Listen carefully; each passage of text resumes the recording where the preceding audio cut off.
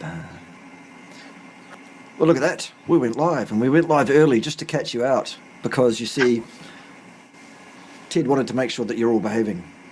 Yes, are you all behaving? Right, I'm going to go and twiddle the knobs. Good boy. Good boy. You twiddle the knobs. There's a good lad. Somebody has to. Selina, my lovely, how are you?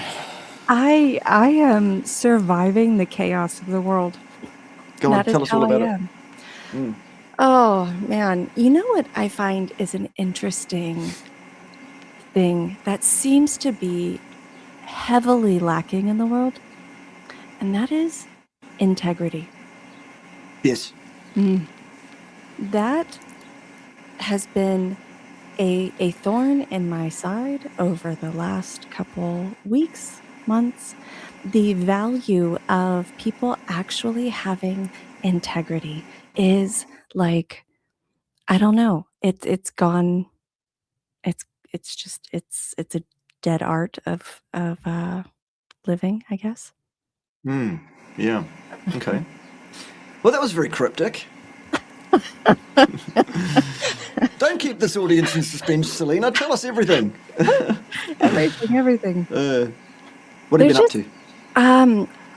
Everything. So it is now entering in the warm springtime of where I'm at, which is really lovely. But it's been a little confused, like that whole thing, like winter's been like storming out and then coming back in. And one more thing, I just got to tell you again.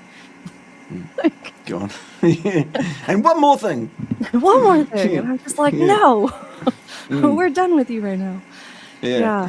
I don't know the conversions into Celsius. I'm sorry. I'm really crappy at that. But we've gone from like 78-degree Fahrenheit days to like the very next day being like 38 to 40 degrees Fahrenheit. Within 24 hours. It's just, I'm like, I'm ready for spring, sunshine.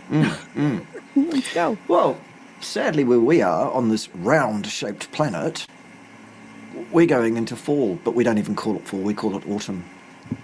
Yes, I also I take on that particular word as well. I mean, it's called the autumnal equinox, not the fall equinox. That's right. Yes. Americans tend to make up a lot of words that don't really exist, though, don't they? Maybe, but I mean, we don't have words like cocky pop or cocky pop? Poppycock. Poppycock. What does that mean? Poppycock means nonsense. Nonsense. See? Yeah. Is it rubbish. a word, though? Is it a word? It is. Yeah. Whether it's, I mean, it might be in the dictionary. I don't know. In the dictionary? The dictionary. That would be a good place to find the word poppycock. It would, wouldn't it? The dictionary, a book about poppycocks. It is.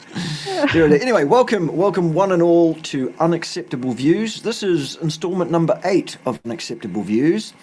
Installment number 7, you will have missed because it hasn't been recorded yet. They're numbered in the order in which they're booked. Anyways, this is number 8. Number 7 will be tomorrow with Coach Stephen. But that's tomorrow. Today, we have the lovely Selina with us. And she's going to give us some unacceptable views on whatever it is really that we ask. Well, you ask. Questions, answers. You know the drill. Put a large Q in front of your questions, not 3 Qs. Just one. Then a colon. Then write your question out in full. Make sure you capitalise at the beginning. Use correct punctuation. Goodness gracious, can't even speak. Suffix the whole thing with a question mark. That way, His Eminence, Lord Edward Yellow, King of the Bears, will be able to find it more easily, bring it up on the screen. Because you see, he's kind of splitting his attentions a bit. First of all, he has to twiddle the knobs, because somebody has to, don't they, Selina? They do. That's what she said. Yeah, that's right, exactly. And but by the same token, he also needs to keep one eye on the questions, which is a bit of a problem for him, really, because you see, well, he's a bit one-eyed, isn't he? Good boy. Kind of like a pirate. Yeah, and also the other task that Ted has is dealing with latecomers when they come late to class. Down the back. right next to that bucket of soapy frogs and that wetsuit with the bottom cut out of it. That's where you have to report if you're late to class. Shall we see who's in the house, just for fun? Of course, feral grandma's here first. We love us some grandma up in here, don't we? I love it. That's adorable. Her name's Wendy. I needed a Hello. feral grandma. Hello, feral grandma Wendy. Yeah. All right. Right. Who else is in the house? Mathieu is in the house. Very good. Very good. Jennifer's here. Hello. Gazu Stephanie 315. Hello. Target Prime Rib. Very good. Very good. And a bunch of other bigots are here as well. Very good. Yeah. Yes. Oh, yes. On the Zoom call with SBG. I did a call this morning on stuffs and things, questions and answers. Yes. What have you been up to? Well, glad you asked. In the last few months, a lot of things have happened. Luckily, there have been no further biblical floods here in the independent sovereign nation of Pimbatia. So that's something. That is good. Last, yes, you have a beautiful voice, by the way, Selina. Oh, thank you very much. Yeah, there we go. Yes, last year, you might remember, we had some biblical floods. There was like, we had this flood, and it was like, they said, well, that's a 200-year event. And we went, oh, well, good. And then 2 weeks later, we had another event of the same magnitude. And I'm like, hang on, there's something wrong with your math. A bit.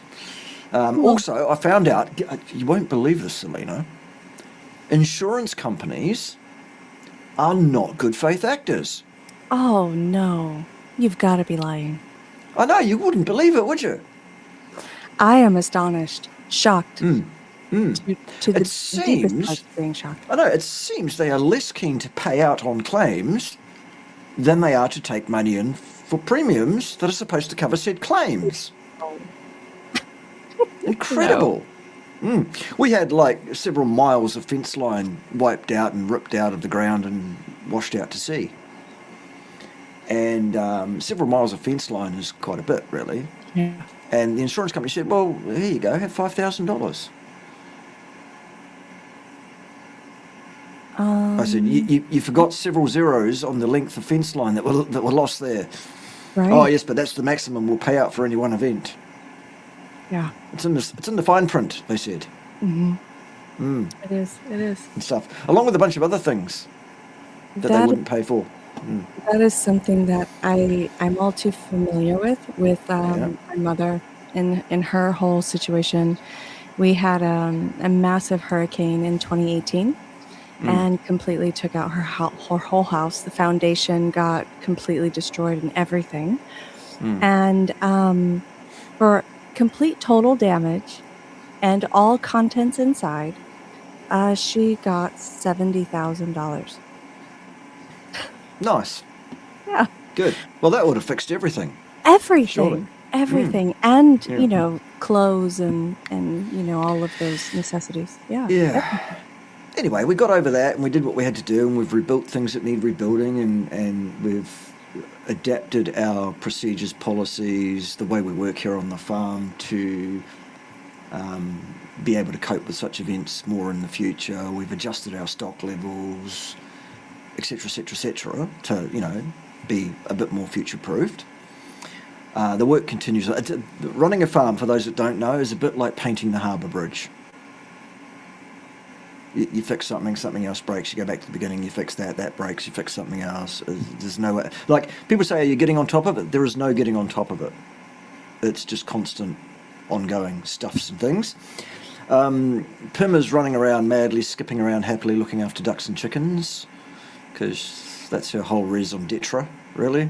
It's all about the ducks and the chickens. More the ducks than anything. Fine, she's happy. She skips off into the distance and does that.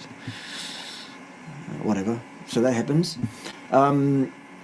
My sister and two of her kids, my two nieces, plus one of her adult kids, my nephew, moved semi-permanently here to the farm to live and work here a few months back, so that's been good. Except that then my sister decided to have a major stroke. Oh, wow. Oh, shit. Like major medical emergency, and we're out the back of bumfuck here. It's a long way to anywhere. Right. And so it was like, get a chopper in here for an evac. Wow.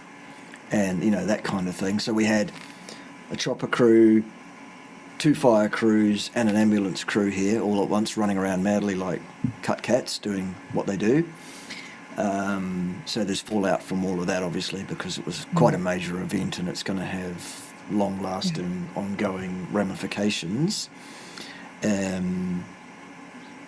Plus, suddenly I'm kind of at least part-time in loco parentis to 2 teenage girls, and I'm like, I've got no experience in this field at all. Good luck to you. Holy shit. I have raised boys and girls, and I will tell you, I love women. Women are amazing. Girls, me too. You guys are lovely. By far, boys are easier to raise, hands down, 100%. Now, they're harder to keep alive, but they're easier to raise. Yep. There you go. So that's what's been happening around here. So it's just madness. Plus, while ever like the farm has to run, I'm still trying to be a social media influencer. I'm still trying to do consultancies, you're one-on-one not trying. online. You are doing it. I'm very trying. Ask my mum, who's also been here helping out, because obviously we needed the help, and Grandma was here to keep law and order with these 2 teenage girls and stuff. And I'm like, God, Mum, help. So she said, okay, I'll move in for a bit. And then she stays for a couple of weeks, and then she goes, right, I've had enough. I'm going away for a couple of weeks. I'll be back later. And, all of that. Well, she's earned that right? Yeah, exactly. Bless you, though, Mum. Thank you for that. That's everything that's been happening around here. First question. We like questions. That's the whole point, really. Questions and answers, as well as giving some unacceptable views. Does sleeping on a grounded mattress mean your heart rate has to work way less when asleep, since the blood viscosity drops by 1/3? Okay, interesting there. Do you have much experience in the grounding stuffs and things there, Selina? Have you been into that? What can you tell us? I have been into it some, maybe not as in-depthly that I could understand the full, medical awareness of the blood viscosity dropping. But I can say I know that with it regulating your heart rate, I would assume, mind you, an opinion-based theory I'm going off of here, that it would have to work less hard. I would propose the concept would be true. So are you saying, Selina, that less hard is better? If you're in a sleeping state, I would say... Careful. I'm just teasing. And anyone that thinks I'm flirting with Selina, I'm not. She's a married woman. I am a married woman, yes. Yeah. I'm just having fun for the audience's entertainment. Yeah. All right. Yeah. I would say that while sleeping, potentially yes. I mean, we do have a general understanding that your heart being at an excessively high heart rate during physical activity is not the most optimal. If you're able to have a lower heart rate and be able to perform, exhausting physical activity, you usually would say that you have a really well cardiovascular system functioning, right? Lovely. Yes. Absolutely. If you lower the viscosity, which means the effective thickness of your blood, which grounding absolutely does do, by the laws of physics basically, given that the blood is in effect not as thick as it was, then yes, your heart has to work less hard to pump the same volume through the same vessels, all else being equal. One correction I will make though is that when you ground, your blood viscosity reduces by a factor of 3, not by 1/3. It's a massive change in your viscosity. It happens because the zeta potential of your red blood cells has changed when you ground, the red cells all attract electrons to themselves, and thus they all repel each other, and thus the blood doesn't clump together like it does. Yeah, so there it is. Yeah. Lovely. Lovely. Mm. Lovely. Good afternoon. Good afternoon. Our weather is typical March. I mean, I suppose you mean for there in the northern parts of this round-shaped planet.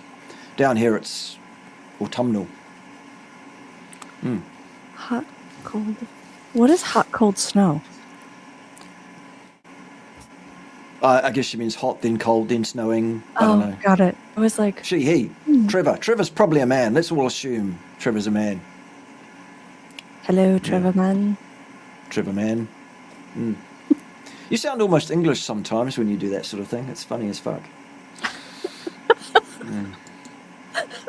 Unintentional, I can tell you. Right. I unconsciously tend to mimic people. Me too. I do it all the time. I'm told I'm quite a good mimic. Yeah. Yes. Yes. I am adaptable. Good to see that you're on top of it. That's what she said.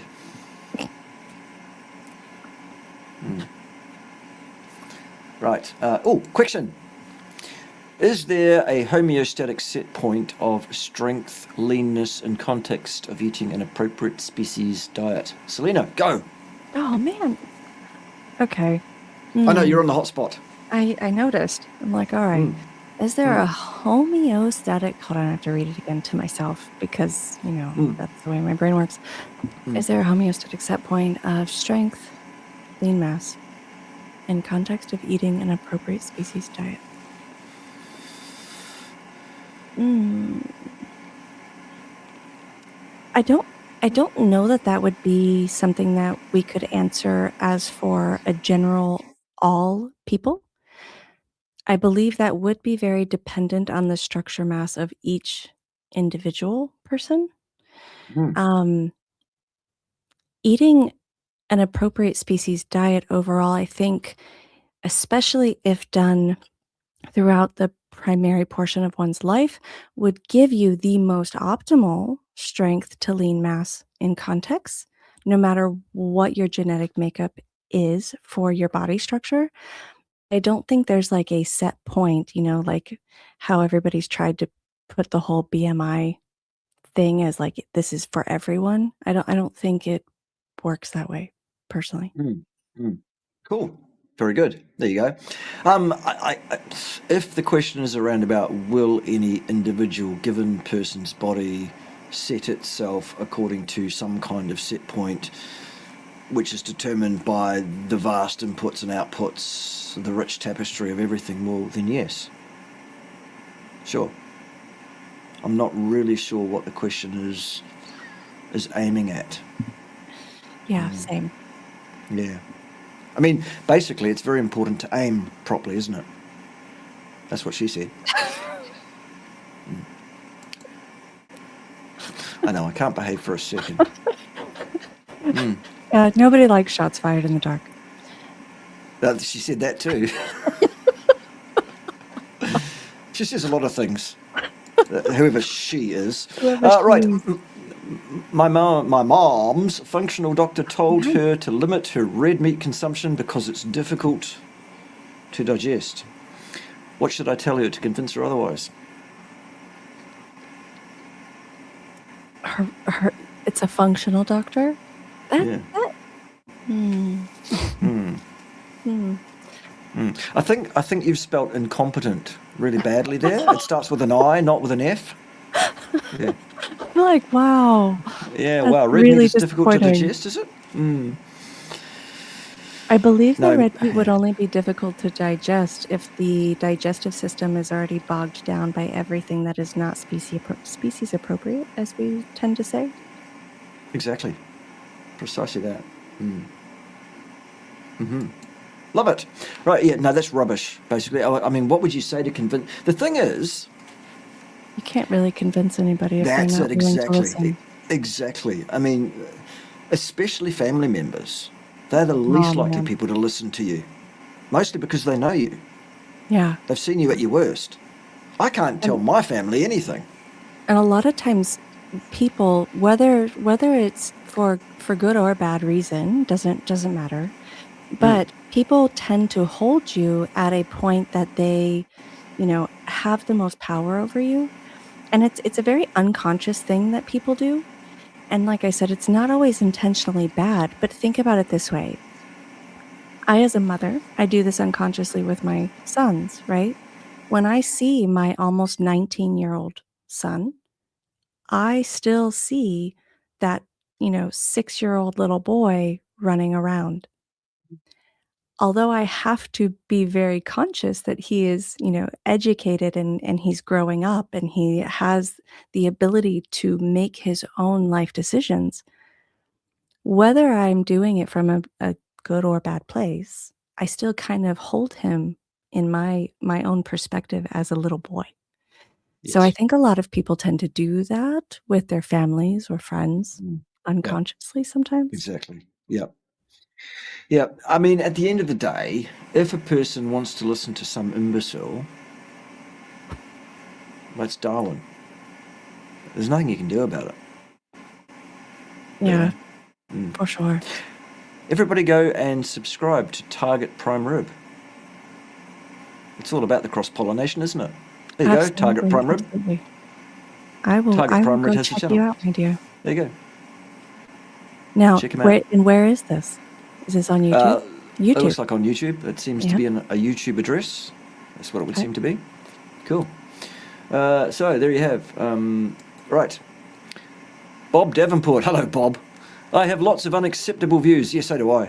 Such as listen to Captain Beefheart and his magic band. Okay. Neon meat dream of an octofish. Good. Do you have any idea what the hell? Bob, what have you been smoking? Can I get some? Please don't make me go look this up. Yeah. Oh, God damn it! Hey! Right. All right. Here's a question. Question. You forgot the cue. You're lucky Ted saw it, frankly. Why OMAD and not 2MAD? I think it depends on the person. Yes. Love it. That's why I have you on the show. That and because you'll laugh along with my crazy, childish, ridiculous carry-on. Well, it takes one to know one, so. Yeah, exactly. Yes, it does depend very much on the individual as to what you might do. If anything, the reason I promote OMAD as a first course of action is because every time you eat food of any kind, necessarily there will be an inflammatory response in your body. So if you get that over with in one hit, instead of doing it twice, 3 or 4 times a day, that's so much the better in terms of your overall inflammatory overburden status. It definitely helps you to really narrow down the items that are negatively affecting you more dramatically than others, for sure. Yep. Hello, Johnny. Good to see you, Johnny. Thanks for showing up. Can you argue that your resting heart rate drops due to the stress you expose it during, i.e. cardio, and therefore it's prepared for it, or is it universal low heart rate reserve equals health? The reason that your heart rate drops when you are fit is because your heart muscle is fitter and it's able to pump more blood more effectively with fewer contractions because it contracts harder. Isn't that the kind of reason why we want to improve our VO2 max capabilities? It's one of them, yeah. What I would do though is be very aware that the idea that the way to improve your VO2 max, the way to improve your fitness, the way to look after your cardiovascular system is absolutely not to do endurance exercise. That's the worst thing you can do. You need to do very, very high intensity burst and repeat and or resistance training activity, not endurance activity. Right. So there. Okay? Okay. Endurance is bad. Okay? Right. Ask whether red meat is harder to digest than indigestible fibre, like plant skeletons. Yeah. Eating bones? We're eating bones now? Some people do. Yeah. Whatever floats your boat. Is hair loss mainly genetic? Do you have any tips to reverse balding? All right. Well, are you an expert on baldness, Selina? No. No. I'm not an expert on baldness, but I do know hair loss can be genetic, but it's not only genetic. I mean, there's a lot of factors that can go into play. Are your hormones imbalanced? Are you producing too much DHT? Are you, like, where are you at? Are you a man? Are you a woman? There's different reasons that affect both. Notice there were two options there. Yes. There you go. Unacceptable views. Covered off. Check. Good. Yeah. Yes, very clearly. Yeah. Me too. I saw this post on the X platform, or Ted saw it. I don't actually spend much time on X. Ted does all the X platforming, and he told me about it. And he said there was some ridiculous beta soy boy politician in the US somewhere Oh gosh, it could only be, I don't know, almost everywhere. complaining and lamenting that this one particular state in the US had passed a law that made it illegal for trans people to go to the bathroom. What? I thought, what? Goodness! And Just go to Ted the was bathroom. furious until we worked out several things. Number one, there is no such thing as a trans person. Thank you. Two, Agreed. the law that was being passed in the state that this idiot was complaining about did not make it illegal for anybody to go to the bathroom, actually. It made it illegal for anybody to go to the wrong bathroom. Quite different, really, isn't it? Quite different altogether. How you can yes. manipulate languaging so much so to have people see a narrative that is not even the reality of what's actually being created. That's right. Yeah, I'm always being misquoted. Yeah, me too. I'm starting to get really interested in the rumors that happen about me now. It's because both you and I are despicable bigots, Selina. we are dreadful, horrible people. Yes. Yeah, dreadful people. We're shills, aren't we? That's why we're both so well off. Right. With all that shill money we're being paid to Yes. shill for meat. Man. Big Meat is paying us. I really, I want to laugh sometimes when people say those kind of comments because I'm like, really? I did not know when you went to the store and bought your meat that I was getting a kickback. I must have given them the wrong bank information. Must have. Exactly. Yeah. Have any of you, rather than both of us, unless you mean Ted as well, have any of you anecdotally seen anyone benefit from copper supplementation or present with clinical deficiency? Have you? So I have known one person who has had what I guess would be considered clinical deficiency of copper. So yes, but the copper supplementation was not anything crazy. She literally dropped a penny in her water for like a couple days. Okay. And drank the water, not the penny. Just to be clear. Right.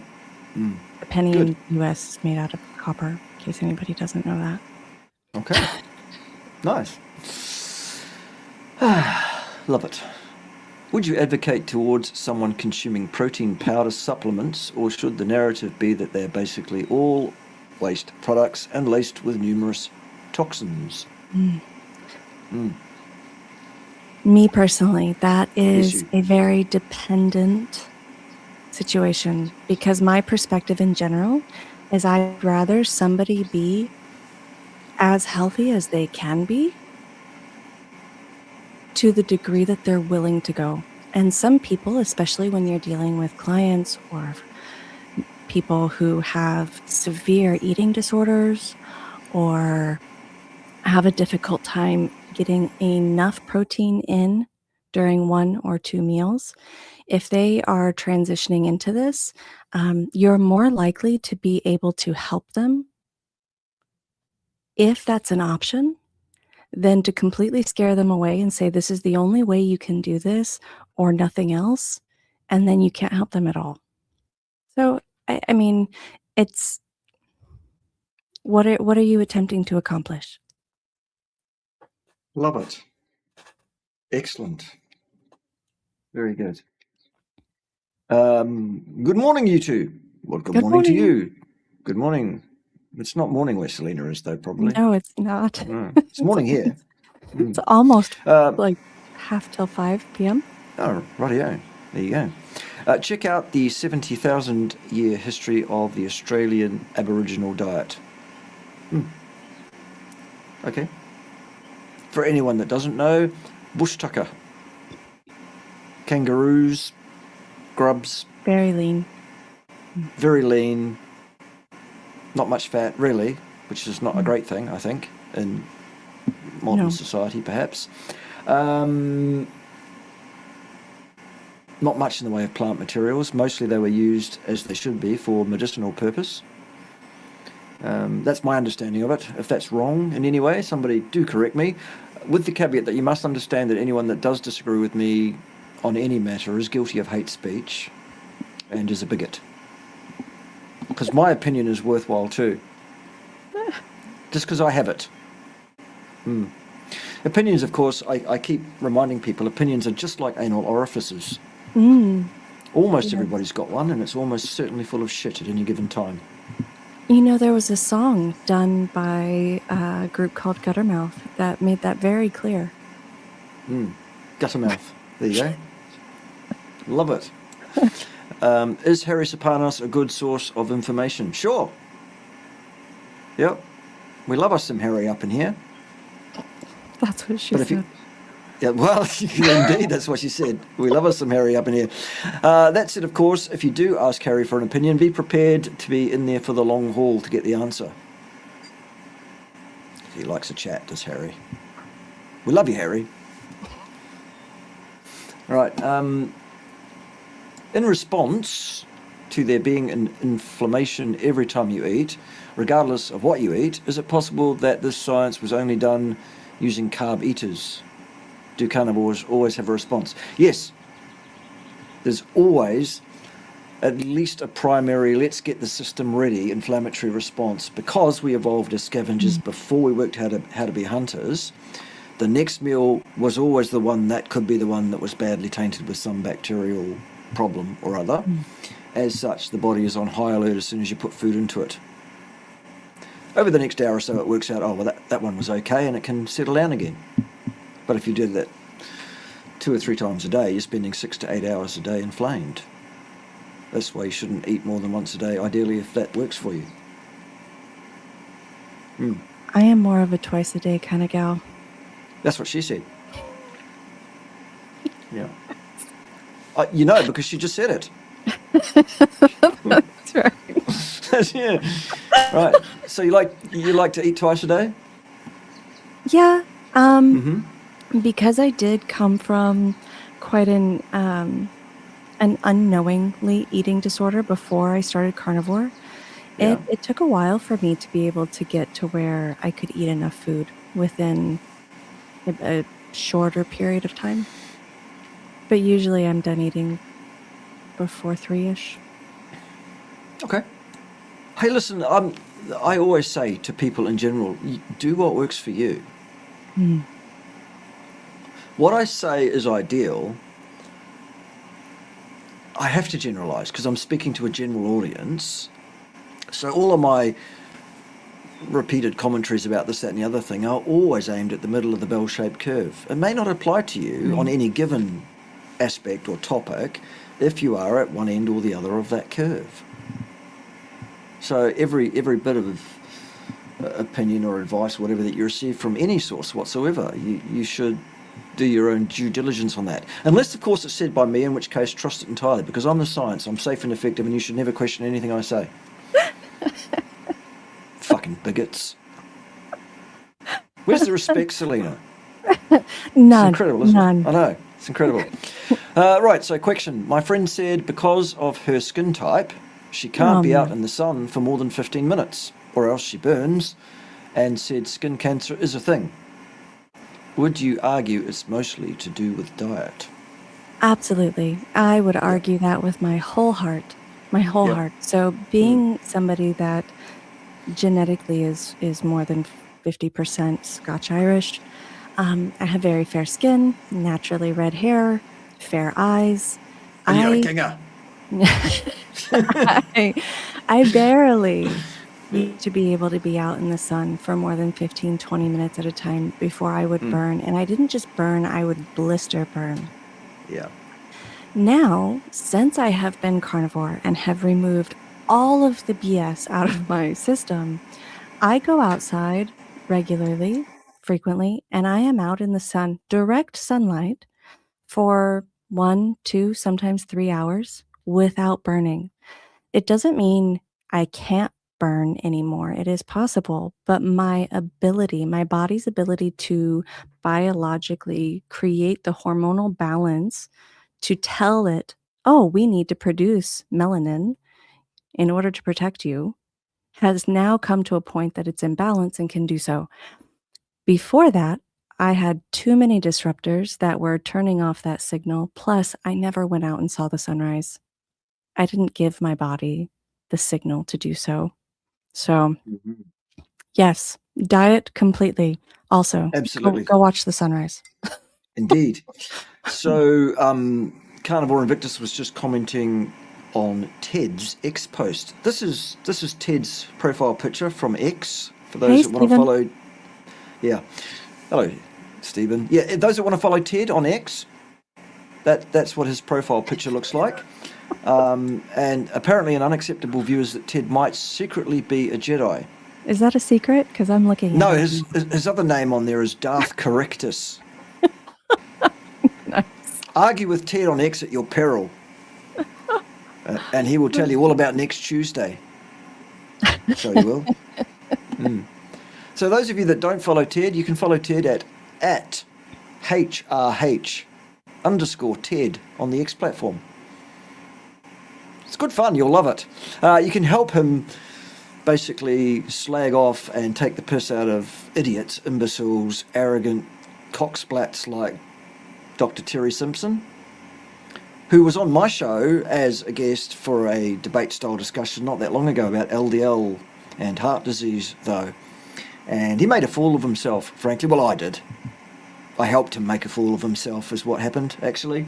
And instead of learning something out of that, what he did is went straight back to X and doubled down on his ridiculous, pustulous, excremental garbage. And just flooded the place with voluminous posts actually written by an LLM AI. And it's just nonsense. So you can help me deal with Terry Simpson over there and other imbeciles, because he's not the only one. There's plenty of imbeciles over there. They're everywhere. Anyway, join us. We will complete your training something dark side. Should we get as much sun as possible until we feel uncomfortable and avoid sunscreen? Do you think it's anti or pro-aging? And how does diet affect this? Geez, that's a big question. Many threads.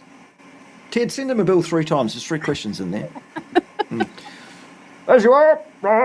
There you go. The bill's on the way. So what do you think, Selina? So anti-aging or pro-aging, I think the sun is, if you want to classify it as anti-aging, the reality is we're going to all age at the pace we're going to age as it is. But I think sun exposure only becomes pro-aging when you are also ingesting and in an environment that is disrupting your whole system. So if you're in an environment that is full of tons of pollutants, obviously your skin's going to absorb those pollutants. It's going to affect how you experience the sun rays. It's going to affect the elasticity, your collagen, all of that fun stuff, right? Your diet obviously helps. Do I think you need to be in the sun as much as possible? I think that's, personally dependent. Yeah. How long is a piece of string? It's that long. That's what she said.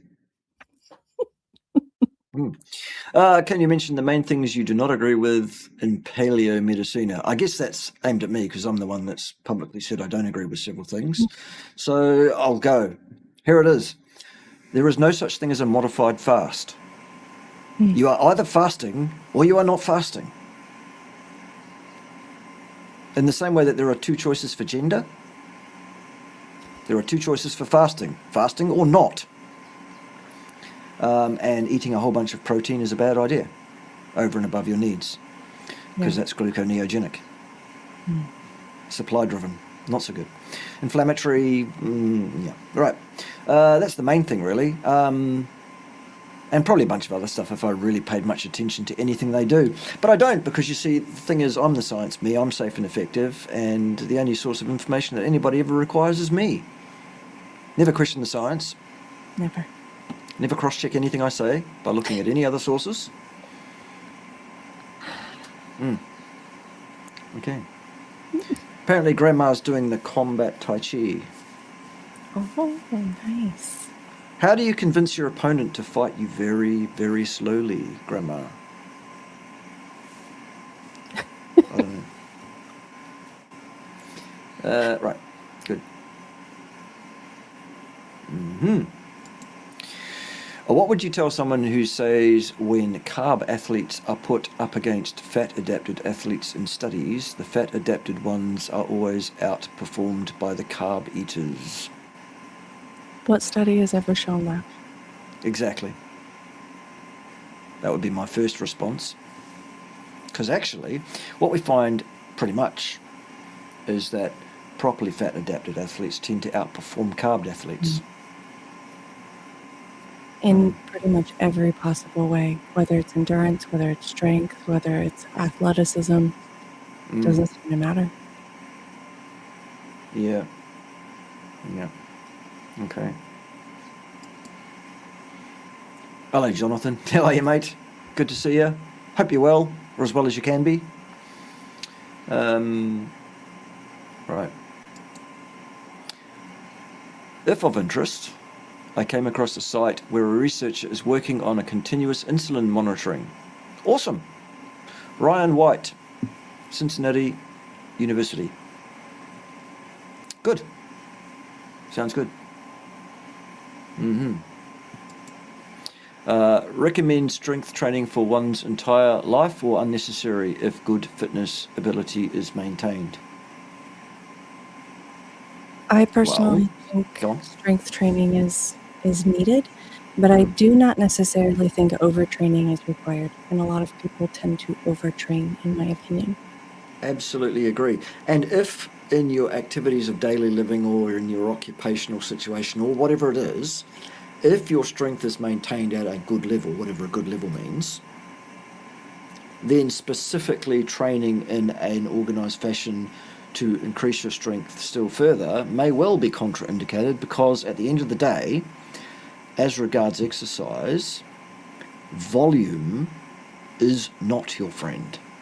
More is not better, and even more is not even better than that. Your primary target, your primary goal, your primary tool in exercise is intensity, not volume. So there. Jonathan's been a member of my Fine channel for 54 months. Hurrah! That shows very poor judgment on your part, Jonathan. It really does. No, I'm kidding. It doesn't. That shows that you know what's up. Yeah. Yeah. There it is. Yes. Yes. Okay. Right. Scientifically, any existing relationship between sun and skin cancer? Yes, there is. Here's what it is from my cursory reading of the area. I'm not an expert in skin cancer. I don't claim to be. I'm not going to make any statement about cause nor effect here, because that's not what the question is. It says relationship. My understanding is the relationship is this. In parts of the world where people see less sunshine hours, the incidence of skin cancer is elevated. Take that to mean whatever you like. Right. That's what the relationship seems to be. Those who live equatorially tend to have less incidence of skin cancer, all else being equal. That's interesting, isn't it? You know, there was a study that just finally got released, and I wish I knew like what it was called or who did it, because I briefly read it, where they followed women, a certain group of women, for over 30 years. And they discovered that the women that had the most sun exposure versus the ones who did not had a significantly increased like life potential in comparison to the women who did not hardly have any sun exposure. I thought that was interesting. There was a lot more data and information in it than that. I very, very shortly summarized it, but that was the gist of it. You're a very clever ginger, you are. There's a ginger down here in New Zealand that is the leader of the opposition party. And he's not as clever as you are. So clearly the clever gene has nothing to do with the ginger gene. He doesn't even know what a woman is. Oh my goodness.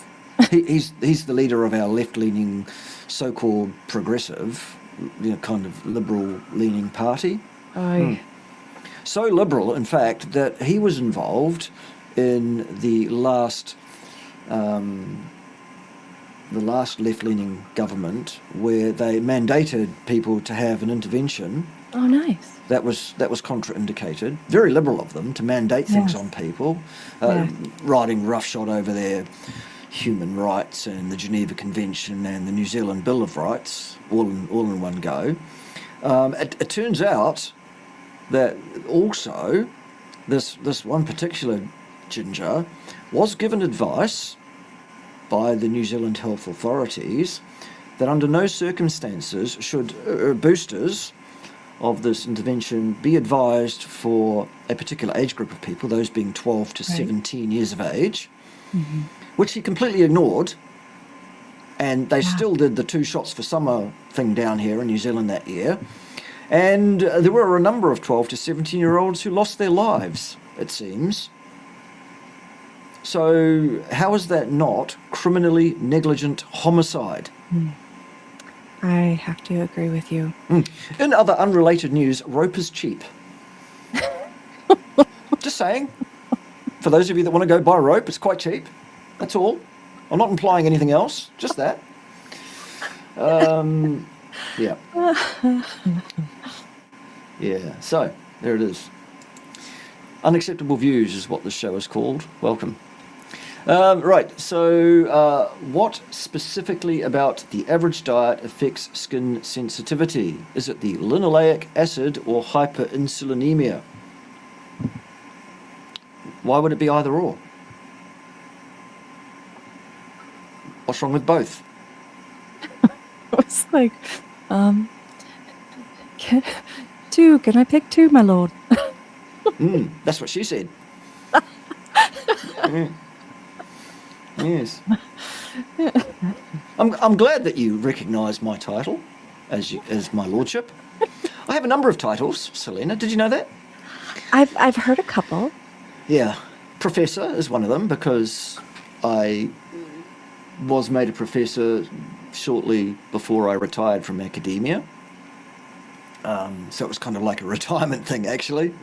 I was actually working as a professor in academia for a very short time. Before that, I was a senior lecturer for most of my time in there, but there you go, that's fun, just for interest's sake. There are a number of different ways you can get a professorship, by the way. And, I went down one of those pathways. Even though some people don't like that fact or don't believe that that is a fact, it still is.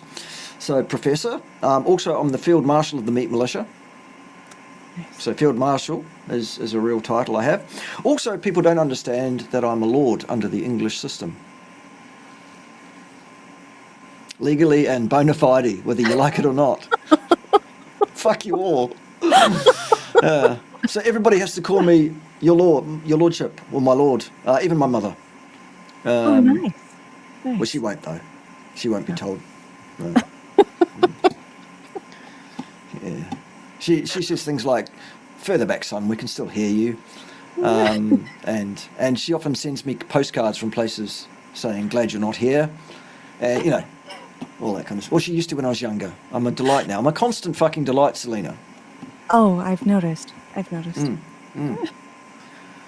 Apparently, Grandma's had a stroke, but ended up getting great advice and feel better. Good. Yeah, I'm glad. Yes, strokes are a terrible thing. They really are. Okay, find some more questions. Here's one. Will Ted post a video on your channel about his discussions on the X platform? I'd have to pay him his appearance fee then. He's rather expensive, I've heard.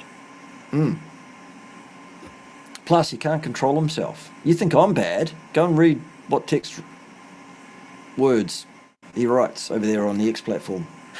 It's usually the same word, or the same two words, repeatedly. Just short words they are, so you'll all be able to read them. But also he uses long words as well, just to confuse the punters that think he's some kind of troll, which he kind of is. But that's for another day. It's what he lulls people into a false sense of security, thinking that he's just some teenage boy or something that's just trolling. And they all go, oh, and so it's like, right, well, let's have a debate then, like Terry Simpson did. Whoops, Terry, that was a mistake, wasn't it? How did that turn out for you? Fucking idiot. Okay, right. Everybody should follow Ted. All hail Ted. Ted sees all. In the independent sovereign nation of Pimbati, we have several Latin things that we say, because why not? We have things like Omnes ursi adori debent, which means everybody must worship the bear. It's the rules here in Pimbati. It's the law. Yeah. That's one of the things we say. The other things we say is et commoditi canis, et non cantare, which means everybody must eat meat and no singing. That's Pim's bit. She added that. Anyway, there it is. Oh, yes, you're all hilarious in the chat. But let's get back to some questions. Does finasteride not work at all for hair? I've seen a lot of successful anecdotes. What are the negative side effects? The older I get, the more people I know taking it. Now, curious. Well, let me ask you this. What is wrong with having a bald head? Nothing. You like a bit of bald head, do you? One could say as such. One of the negative side effects, though, is it actually can cause impotency. That is a side effect of that particular prescription. Right. So if you think that having hair makes you sexy, and having hair makes you sexy at the expense of being able to do any fucking thing about it, then what's the point? Exactly. Also, who in their right mind pays much attention to the mantelpiece while they're stoking the fire?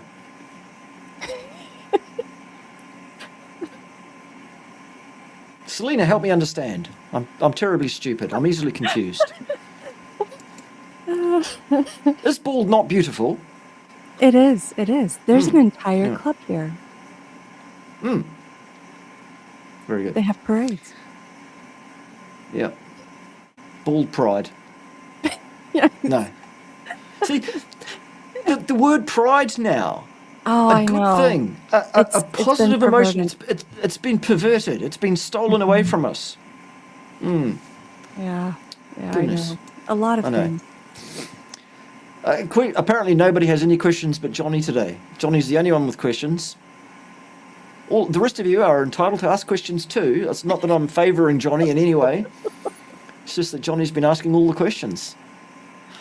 If doing OMAD, how would it differ if you want to put on size, muscle, versus wanting to lose fat?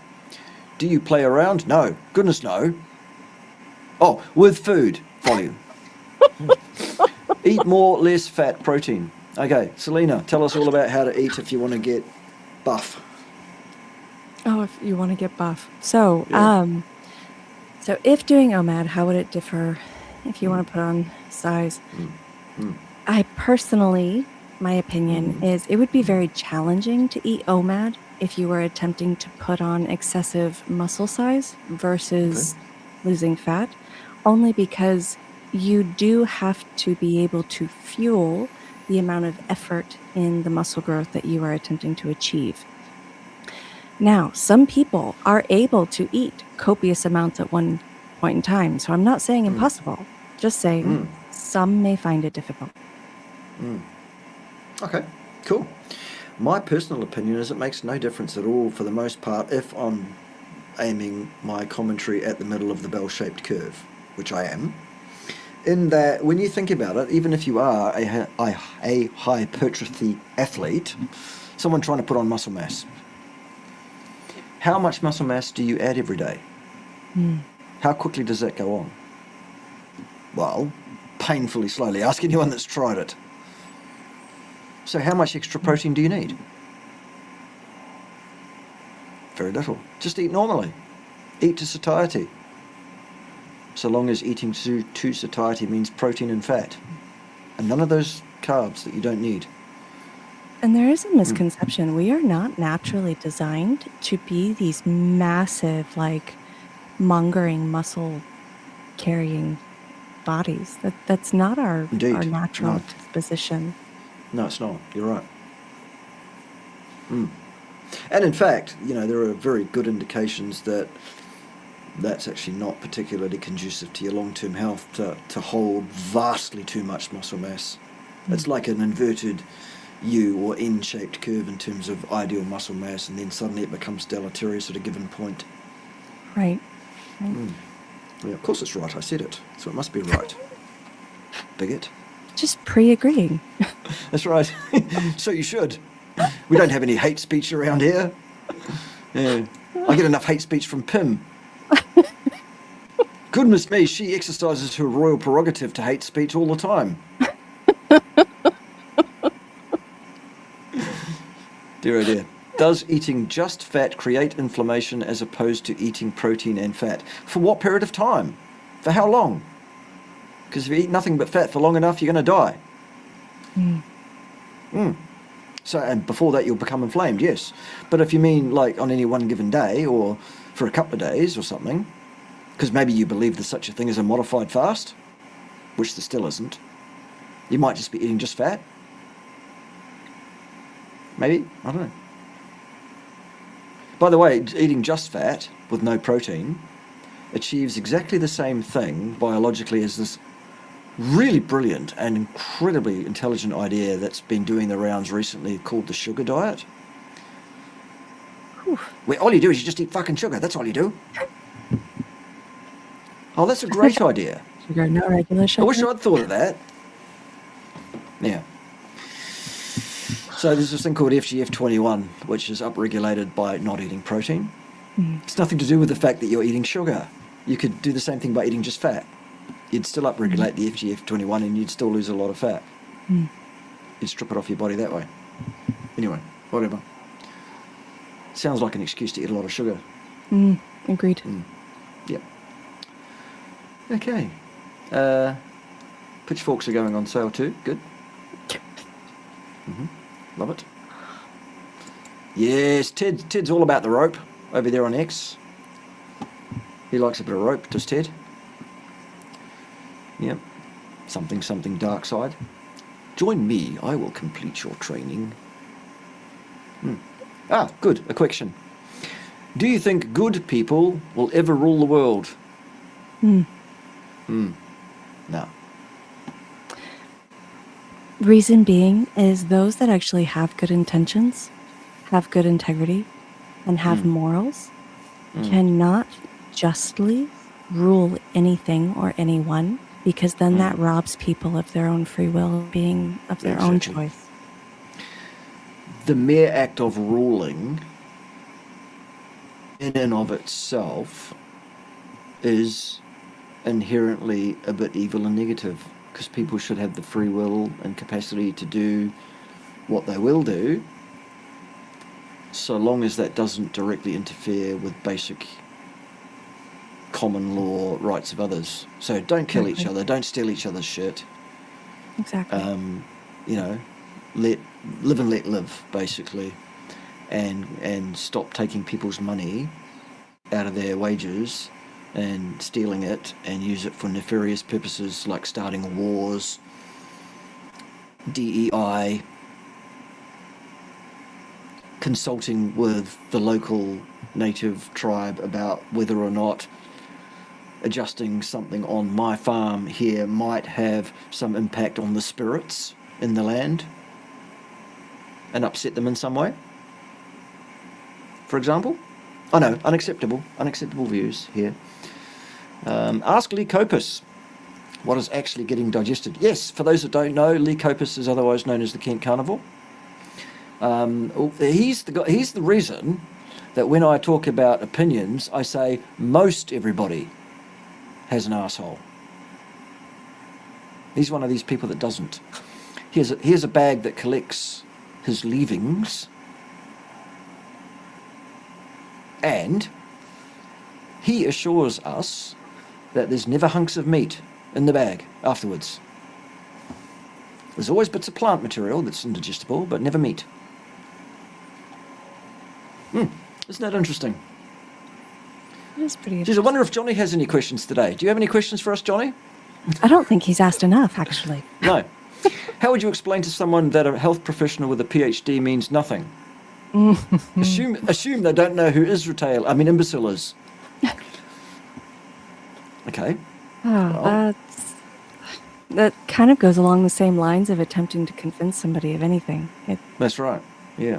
People that are impressed with PhDs are impressed with PhDs, aren't they? Yep. In the same way that people that are impressed by 3-inch penises are impressed by 3-inch penises. Some people are. I was a bit concerned about my 3-inch penis, Selina, for a while. But the doctor told me they like them that wide.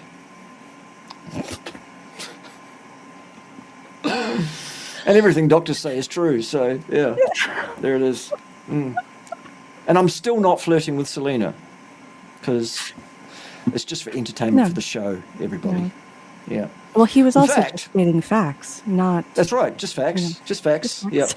facts. Yeah. And any time, you'd like to invite your husband on and we can both pick on you, I'm going to be careful how I phrase this, then, that would be fine too. He's not excluded from the discussion at all. I have full respect for your married status is what I'm saying. No, he has yet to even come on one of my own shows.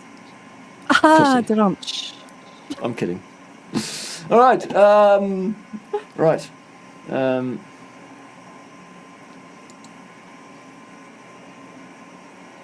Bob Davenport is also a lord because he was on ancestral land and it will be reclaimed. Okay.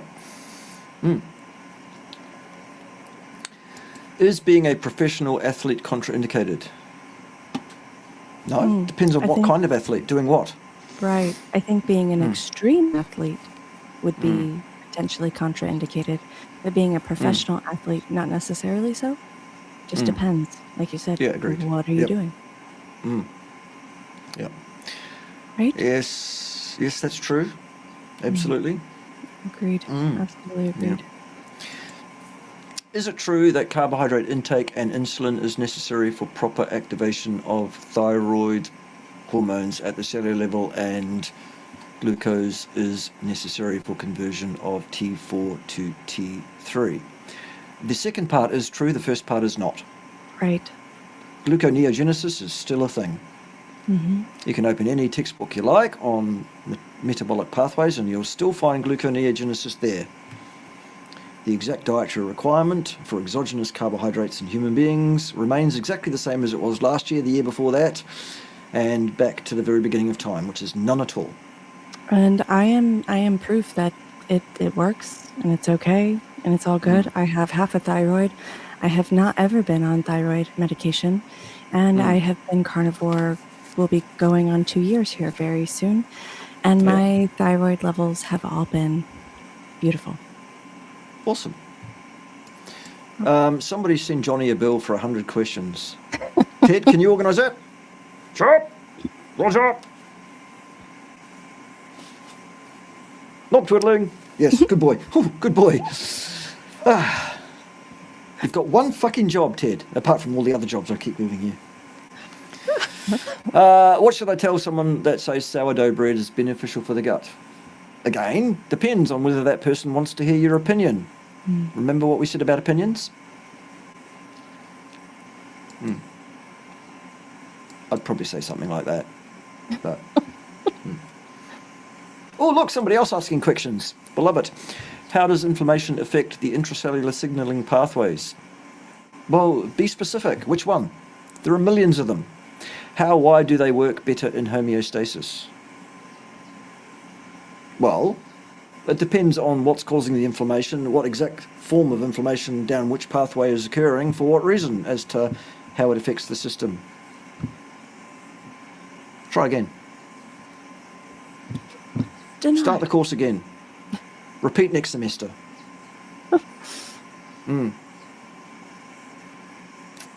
Apparently, whatever you said at some point was spot on. Oh, nice. Thank you.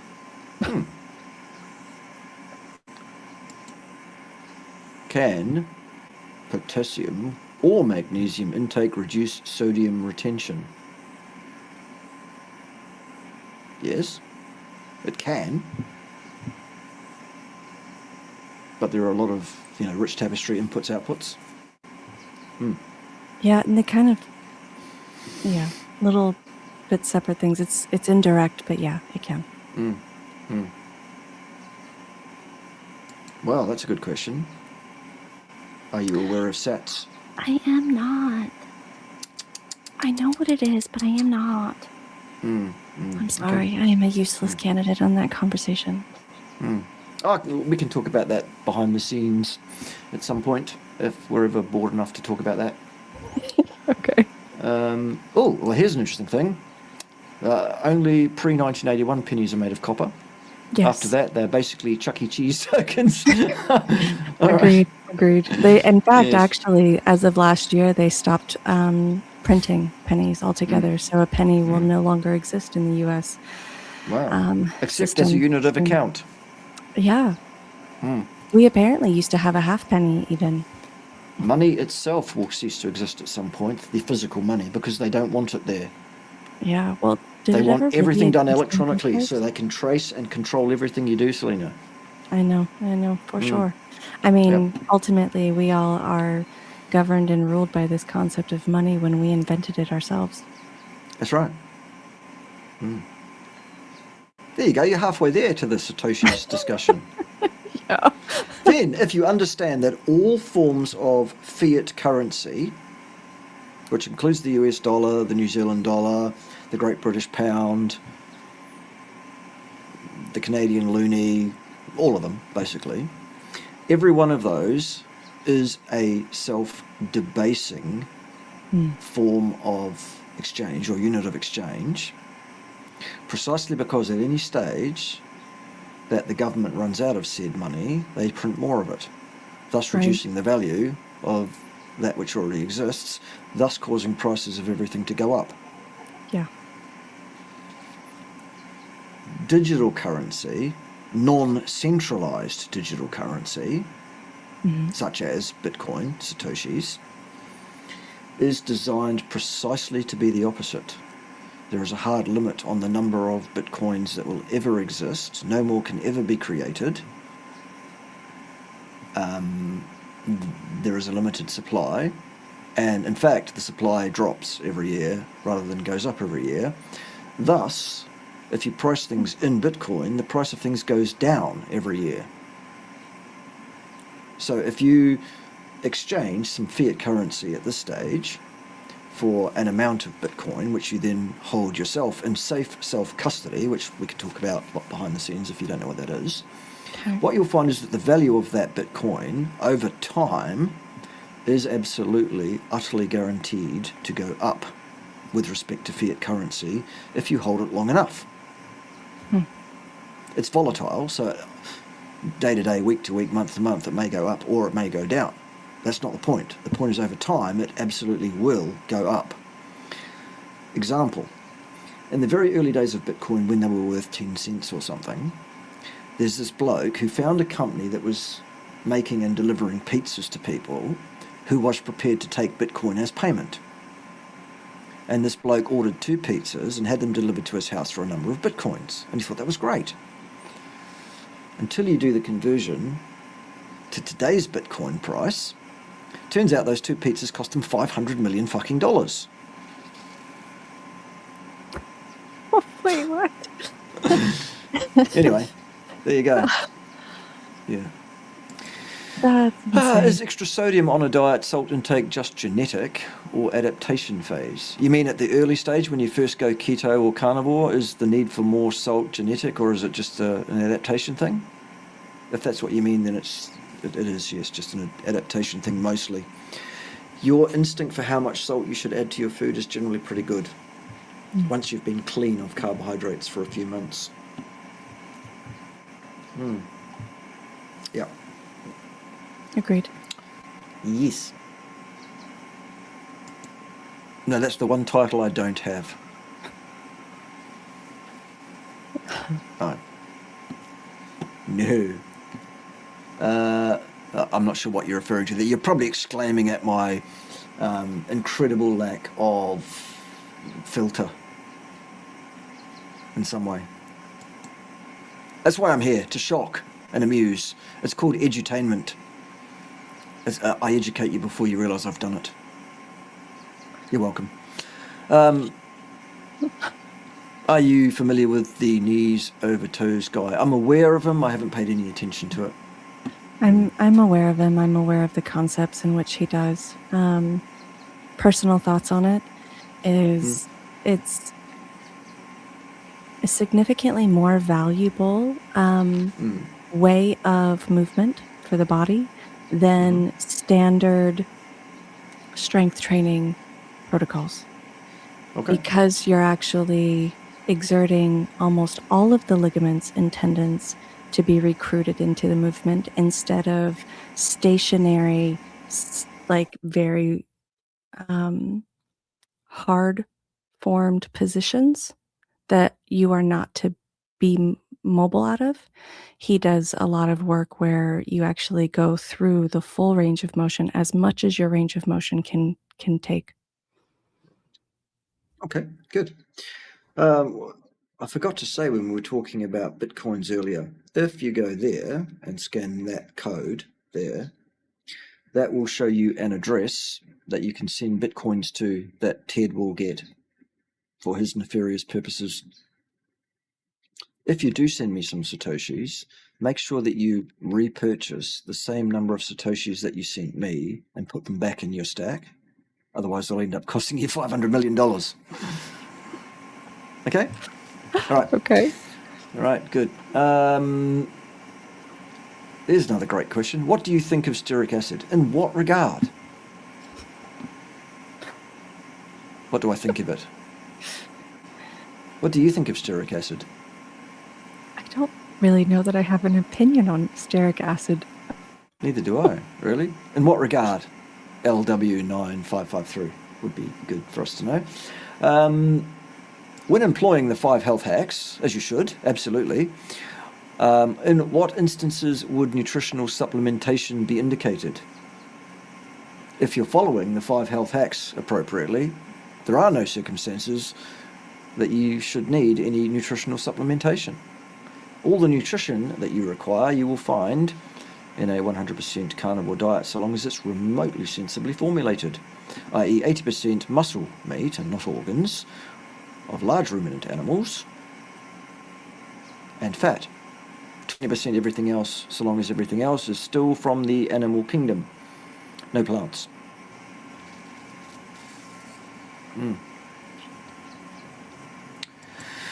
So raw products taken daily or intermittently as a one-time therapeutic intervention. Daily, every day, for the rest of your life, because they work that day.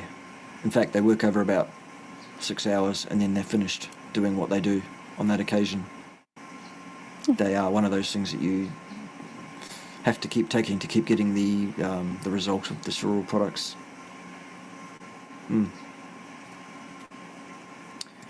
Okay. I was told lipoic acid would help with nerve damage. What are your thoughts? I personally have seen no evidence that that is so. Have you, Selina? I would not say that I have. It doesn't mean it's wrong. It just means I personally haven't seen any evidence that it is so. And also, one should be very careful with explicit statements, definitive statements about what will happen in response to what else.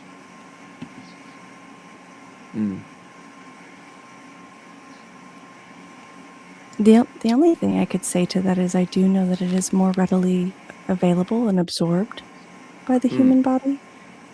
Other than that, though, I mean, I don't have much to give on that one.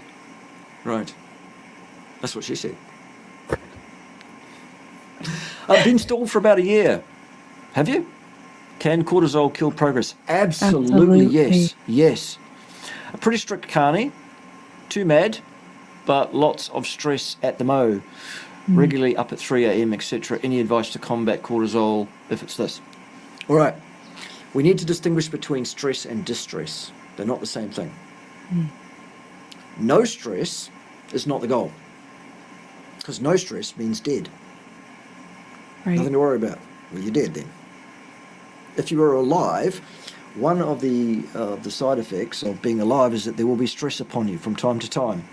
It's how you deal with that stress, how you react to that stress. That's the important thing, so that it does not become distress.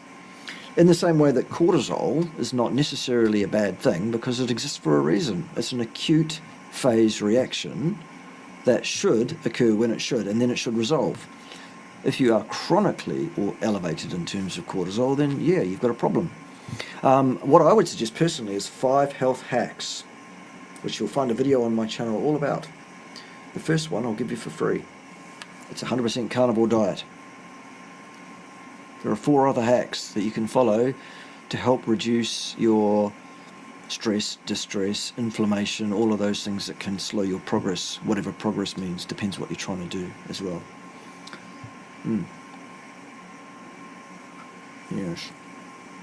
Scanning for questions. So if Pym is the Queen of Pirates, are you also a pirate? No, God no.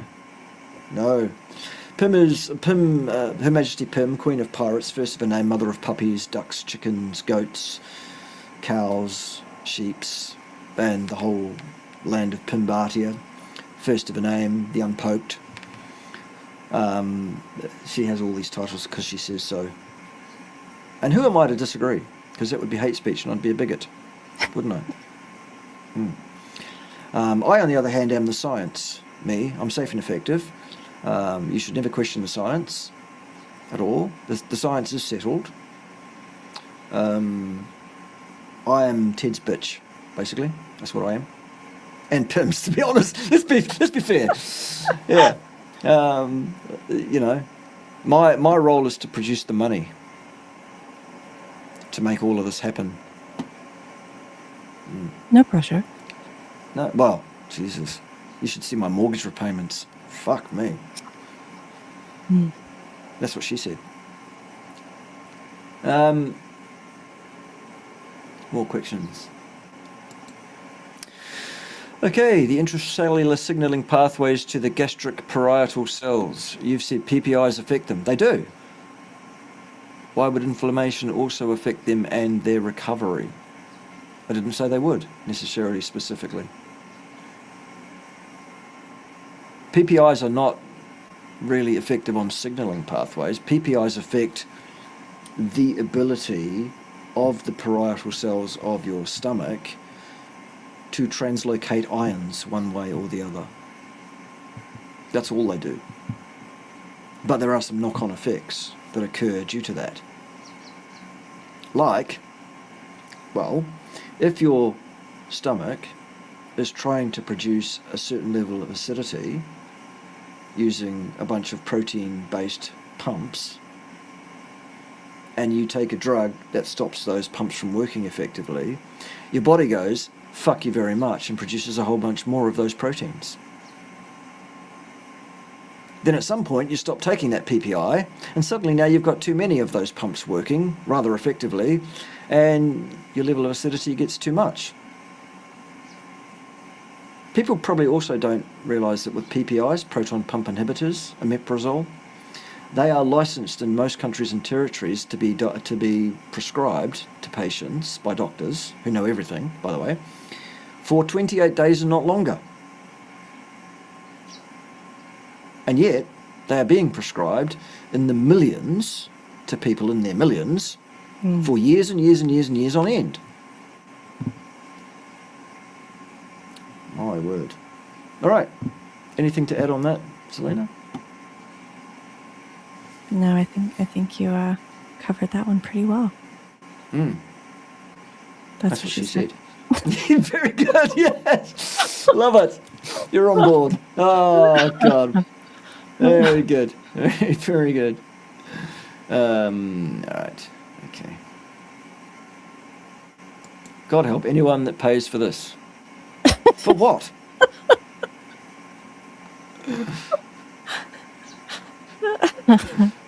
Look, are you not entertained? Are you not amused? Is there no one else? Oh, God. I disagree. I love gingers. They're great. Do you see all my freckles? I have plenty of souls. Freckles are souls? I don't get it. I'm a bit stupid.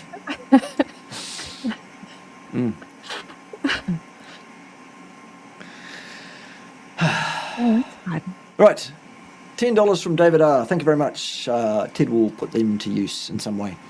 Please review this video. No carbs won't rot your teeth. Shaking my head. Exclamation mark. Only 10 minutes. Very good. That's exact. People that want to suggest videos for me to respond to, 10 minutes is ideal. Any longer than that, and we're here all day. Because people are wrong on interwebs. Very wrong. Aren't they? It's the most arrogant professor. Who is it? Who's that? I thought I was the most arrogant professor. Oh, no, that's right. I'm not really a professor because I just made it up. Oh, have mercy. That's what she said. Have either of you worked with someone diagnosed with chronic inflammatory response syndrome? I have not personally, no. I have. I won't name him because he was here earlier. But yes, I have, and we've talked about it a bit. And the exact things that can be offered to someone in that situation is very, very few. There's really very little known about it. My opinion is that the tools that are in my particular shed with regard to that are 5 health hacks. And if that doesn't work, I'm not going to pretend I've got something else, because I haven't. And neither is anybody else that pretends they've got something to offer, because they don't in that regard. It's a nasty, nasty condition that frankly can go and fuck itself, I think. With a wooden spoon. Yes, that's right. Tim Noakes has entered the chat. What, here? I don't think so. If Tim has entered the chat, hello, Professor Tim. You probably know my alter ego. His name is Darth Correctus, aka Lord Edward Yellow, His Majesty, King of the Bears. He's actually here. Hello, Tim. We've had some exchanges in the past. Also, Tim, if you are here, I know you're not, but if you are here, you'll also recognise me as one of the authors on that paper about the lactate repeatability study in cyclists that you published under peer review, fair review in the British Journal of Sports Medicine a few years back that nobody else had published. Thanks, Tim. Right. I should have known. I should have known. Okay, number one. Sarah Zaldivar is a silly little girl. Agreed. Whether she's a professor or otherwise.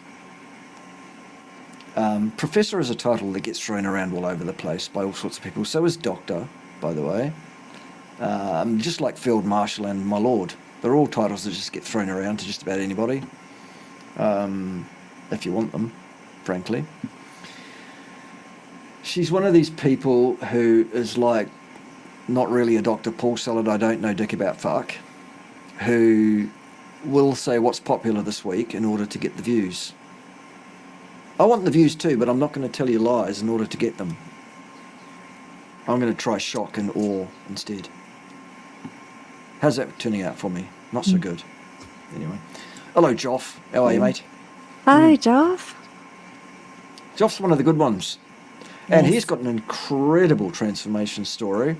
You know, lost a bunch of weight, changed his life entirely, changed his prospects entirely. If he didn't change course when he did, he might well have left this mortal coil and left his family behind. And he's avoided that Yes. by doing the right things. He's a good bloke. We love us some Joff.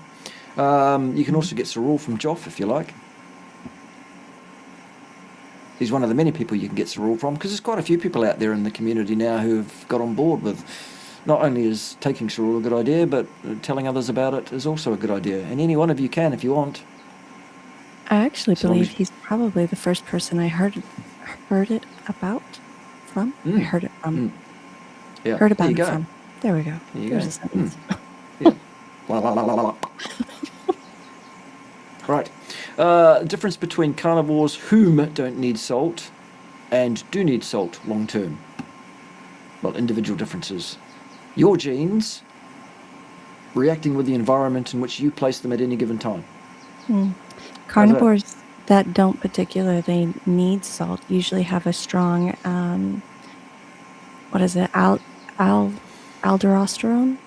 Aldosterone, yes. Yeah, Very good. usually have a strong response to that. Yeah. All right. Ooh, speaking of the person with the stress and the higher cortisol, usually people who are running with higher cortisol levels will tend to need a higher salt level of intake. Yeah. Any good reason to intervene in the way that some people like to intervene in some certain circumstances for various different things? I could only give you an opinion on that, and it's an informed, educated opinion. But my opinion is that an individual person should do them. You do you on that from case to case. What I would suggest is that what you have been told by the so-called authorities regarding certain forms of intervention is entirely untrue, in fact. And as such, you know, you should probably exercise extreme caution in regard to intervening in that particular fashion. I would personally certainly sooner batter my own tongue to wafer thin with a steak tenderizer and then staple it to the floor using a croquet hoop. But that's just me. You do you. And if you have, if of course you would, because it's hate speech if you don't. if you personally, dear viewer, are one of those who's had an intervention and would like to talk to me about ways in which you might minimise the potential for any secondary effects of that intervention that might be deleterious to your health in some way or your lifespan in some way, I'm absolutely open to that, because I do have some ideas on that too. But that's for a private discussion behind the scenes, really. If grounding affects blood viscosity, it's not if, it does. Fact. Would being grounded whilst you digest food at a specific time have any effect on protein synthesis at all? Don't know. Speaking very generally, my apologies. Not at all. Don't apologise, don't explain. Also, don't question the science. I'm the science, safe and effective, remember? Never question the science. Which do you believe to be more beneficial from a health standpoint? Grounding's antioxidant potential, or the lessening of blood viscosity? What do you think, Selina?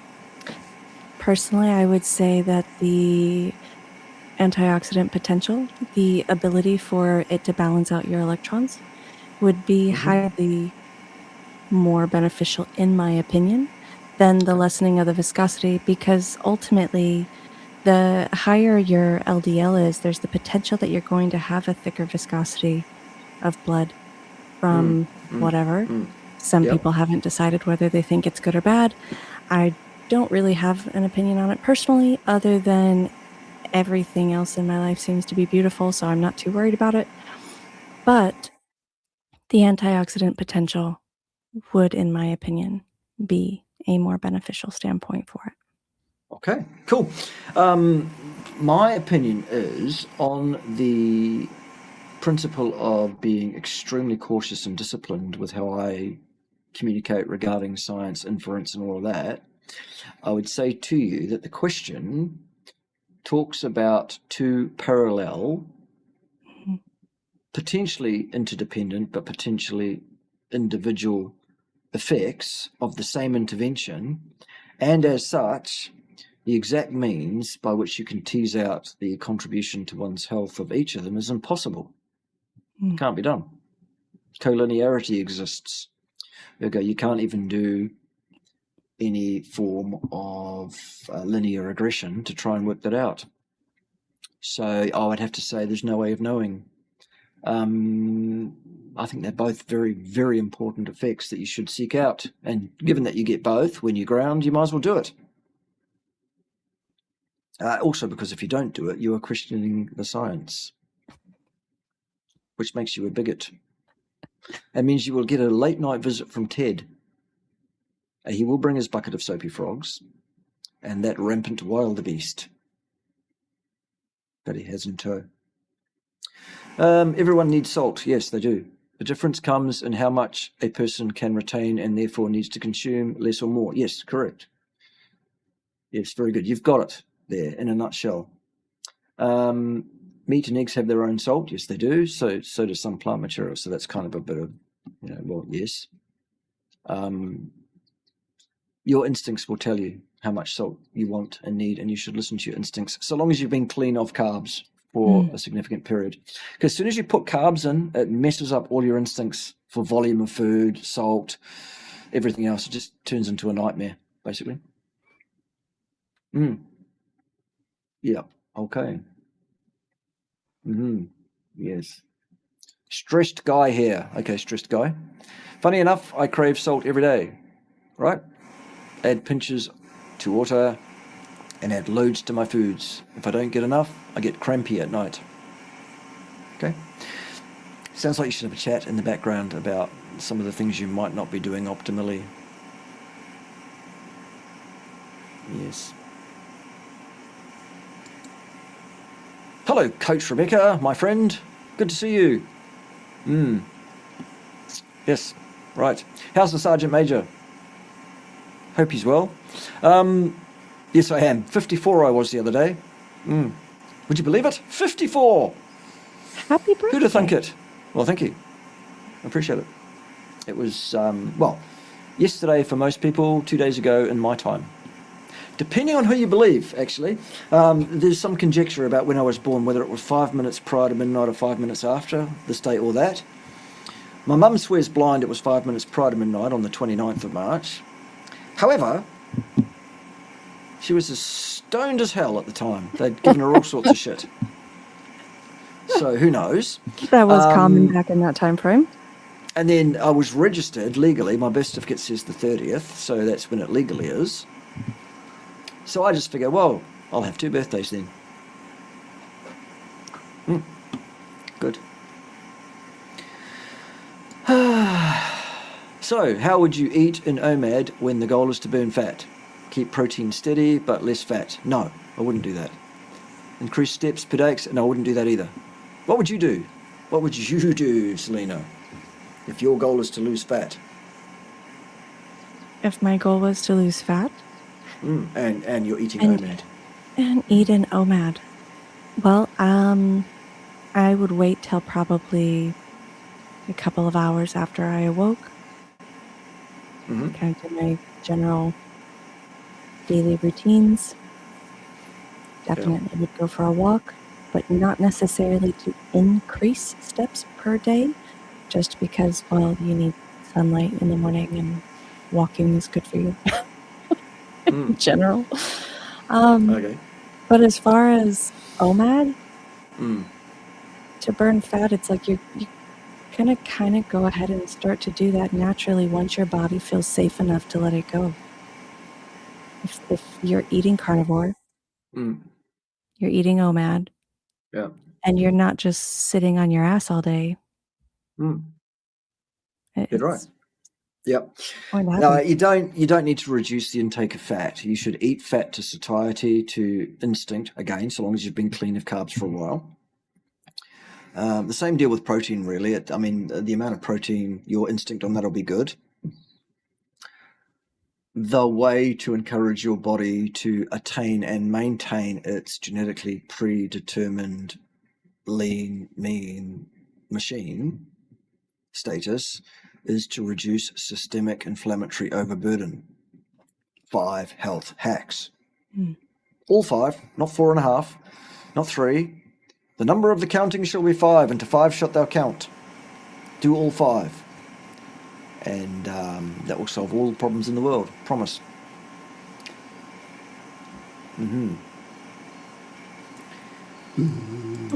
You still okay for time, by the way? Yeah, I'm okay. All right, cool. We'll finish in about 25 minutes, regardless of questions. Always leave them wanting more.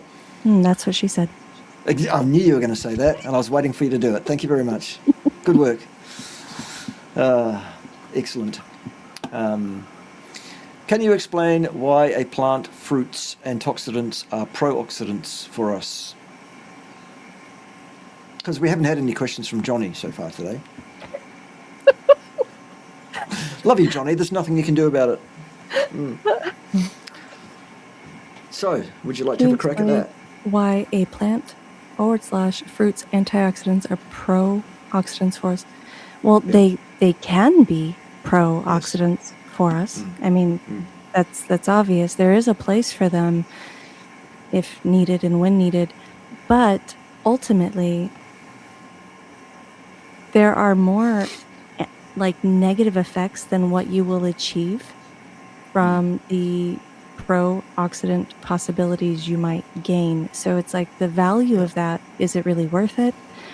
Are you starving, had no food for a while, and you're trying to hunt down an animal? Go eat some fruit, sure, keep yourself going.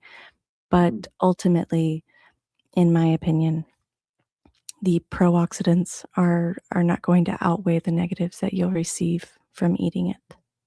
Absolutely. Yes. Agreed. At the end of the day, the whole idea that you should derive a whole bunch of antioxidants from your diet directly, and that the plant-based so-called antioxidants are the ones that we need, are good for us, and that we require them on a daily basis, is nothing more than a very successful propaganda piece, a bit of marketing that was very successful. And continues to be very successful. The exact science saying that we need all of that is absent. The reality with that is, as well, is if we were biologically in requirement of those specific forms of it, then would it not be provided to us naturally all year long, everywhere?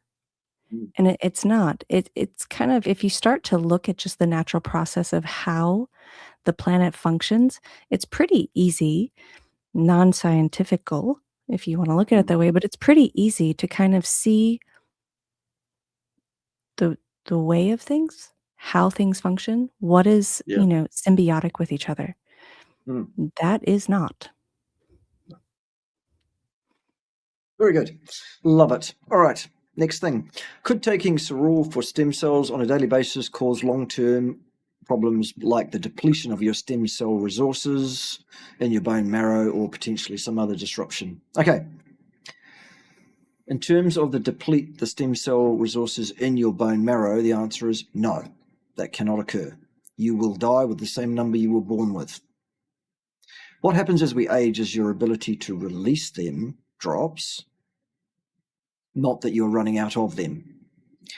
The release process involves the binary division of a master stem cell, which is permanently locked to the bone marrow structure, into two cells, and the daughter cell is held to the mother cell with a protein strand called L-selectin, as it turns out.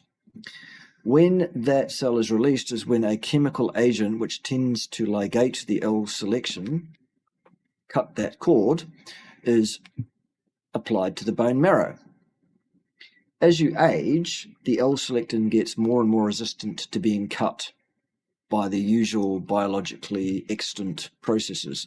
Why? Because you are designed to have a set lifespan that ends at some point, and as such, your renewal and repair process is designed to slow down at some point. The Sorul product basically slows that down and reinvigorates your renewal and repair processes. I am not allowed to say that the Sorul Stem Enhance Ultra is a fountain of youth. So what happens every time I talk about this is I say, I am not allowed to say that Sorul Stem Enhance is the fountain of youth. Then I've said the words fountain of youth 3 times, all within a minute, all while saying this is not the fountain of youth 4 times. This is not that. But if you understood what I just said, you do the math. In terms of other disruptions, there is some talk from some reductionist scientists that having extra stem cells might subject a person with cancer to a exacerbation of their cancer situation and making it worse. When you have sufficient circulating adult stem cells, the exact opposite seems to be the case, whereby if you overwhelm the cancer with a large number of stem cells, there is enough stem cell resource to kill off that cancer. And that's one of the things that stem cells do. They exert exosomes, which are little packages that they spit out in the tens of thousands every hour that they're floating around in your bloodstream. And these exosomes, these packages contain chemical messages, signals, sometimes peptides, and indeed sometimes fully formed proteins, all designed to attach and become parts of other cells. And in the case of cancer cells, it's a self-destruct mechanism that the exosome sends across there. Poof. So, is there any reason not to take Sorul Stem Enhance every single day? There isn't one available that actually stacks up to any form of investigation. No, you should all be on the product. Every single one of you should be taking Sorul every single day of your lives from now until the day you die. And if anyone thinks it's because I want the commission, well, no, because I don't actually want any of you paying for it. You can get yours for free if you want. There's a way you can do it. It's not even hard. A dog with a note in his mouth could do it. Perhaps you should email me if you want to know more about that. bart.kay.n for zebra at the G place. I'll tell you all about it. It's not even hard. Right, send me an email. Or don't. It's no skin off my nose. It won't change my life at all, but it will change yours. Convinced? You should be. Right, next question. How varied are the N1514 studies regarding percentages? Are there many 100% meat in the fossil record? The standard deviation, in my understanding, is 5%, around the stated 80% average.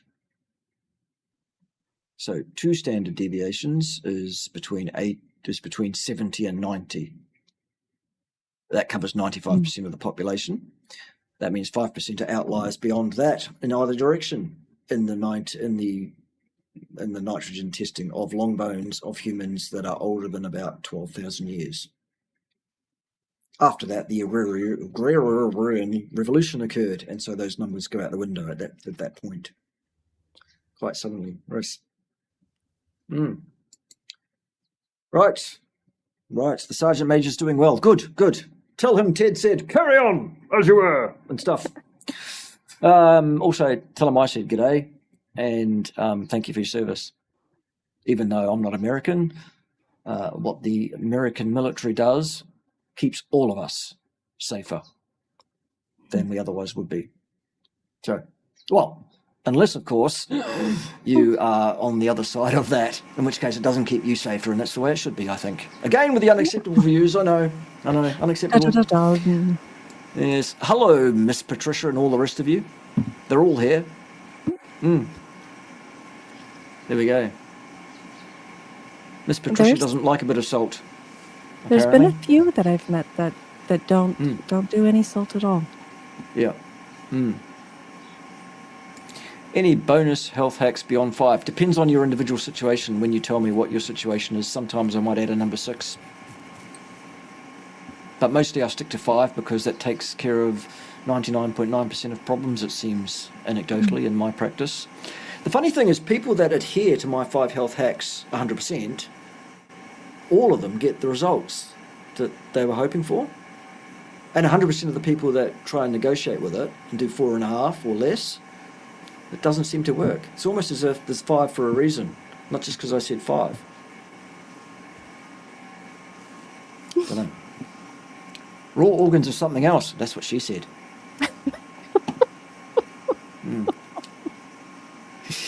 God, I'm terrible, aren't I, Selina? Why do you put up with it? It's entertaining. Yeah, you bet. Right. Right. Have either of you bought anyone off hypothyroidism in remission? If so, how? Anything in particular? Yeah, 5 health hacks. Many times, more than once. Yep. Have you done it? My mother's was hyperthyroid, and she's now in full remission. Nice.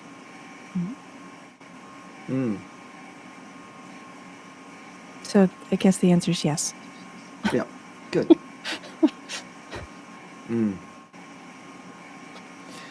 Did I ever debate, ask yourself, Isaac Brown? No, he desperately wanted to have a crack at me, and I figured the way I could irritate and aggravate him the most would be to refuse to do it. So that's what I did. For those who don't know, Ask Yourself, otherwise known as Isaac Brown, is a little boy, a spotty little boy, who resides in his mummy's basement, it seems. Sounds a lot like Beavis and Butthead all rolled into one. Is personified Dunning-Kruger. Thinks that because he's done a study on what they call logic, and can write equations about reality, that he somehow has some kind of grasp on reality. I think he does have a grasp on something, but it's not reality. No. Was that clear? Was my inference taken on board? Good. How would you go about debunking someone who says that fibre acts as a brush to clean out the system? Thanks for your question, Johnny, because we've been short on questions from you today. Dear oh dear. What makes you think that your system needs brushing? Would it only need brushing if there were things that it was not able to eliminate? That's right. Like the fibre. Shit. Literally. Dr. Arlo was recently speaking on the new cholesterol guidelines. Dr. Arlo, you say? Well, he's legally entitled to call himself doctor. He's an osteopath. Okay. He also claims to be a cardiologist, which is laughable. He claims to be certified as a cardiologist, which is even more laughable. He probably is. I'm not saying he isn't that. But certification as a cardiologist by the powers that be in cardiology would seem to suggest that actually you're a shill for a deeply compromised and criminally incompetent bunch of charlatans, actually. And as it turns out, when you listen to anything that Arlo has to say, as soon as he opens his mouth, you go, you're one of those imbeciles. Arlo believes the lipid hypothesis is worthwhile, correct, and we should all take statins, though. Yeah. Idiot. Right, here's a question. Do carbohydrates disrupting one's satiety signals? Evolutionary reason being to fatten up, hibernation for survival. Selina, is that what's going on? I think quite possibly, yes. I knew you'd say that. Oh, did you? Yeah. Because No, I didn't. I just otherwise made you it up. wouldn't be able to fatten yourself up if you were eating to satiety and on a standard. Mm. But I mean, do we live in a society where we need to fatten ourselves up anymore? No. We don't, no. Back in the day when it was hard to come by, you know, good nutrition and all of that, then perhaps. Right. Oh, we're going to have to finish soon. If for no other reason, I need a wee. I've been drinking this contraindicated brew of raw goat's milk and caffeinated stuff a bit, and it means I need to wee. I watched somebody drink. I thought you were going to say you watched somebody wee. Well, I mean, you know, I am a mother. It's kind of inevitable. Yeah. 2 boys specifically. I have no options. Yeah. Yeah. All right. Looking for questions.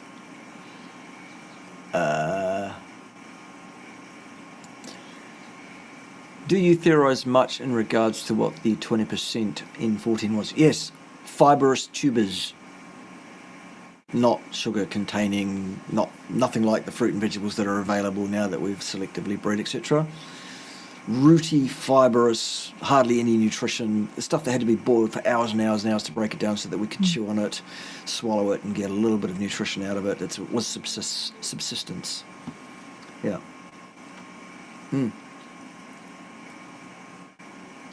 Is Christian theology nonsensical, historically speaking? In terms of the timing and order of events and how long ago things happened, etc., yes.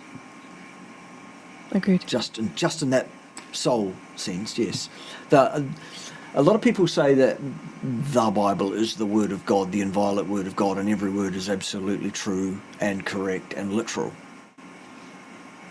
No, the Bible is a book which intends to give people a given message, and it was a book written by humans.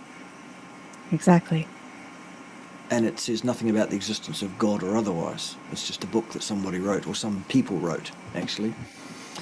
And it was compiled between several hundred years between each of these people as well.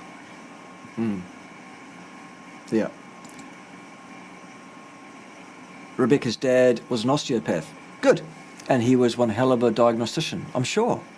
Just because Arlo is an idiot, don't throw out the rest of the DOs. I'm just saying, in America, DOs are given the respect at the same level as MDs, and maybe in America they deserve that. I'm not sure what their training level is in America, whatever else, but I can tell you that in some other parts of the world,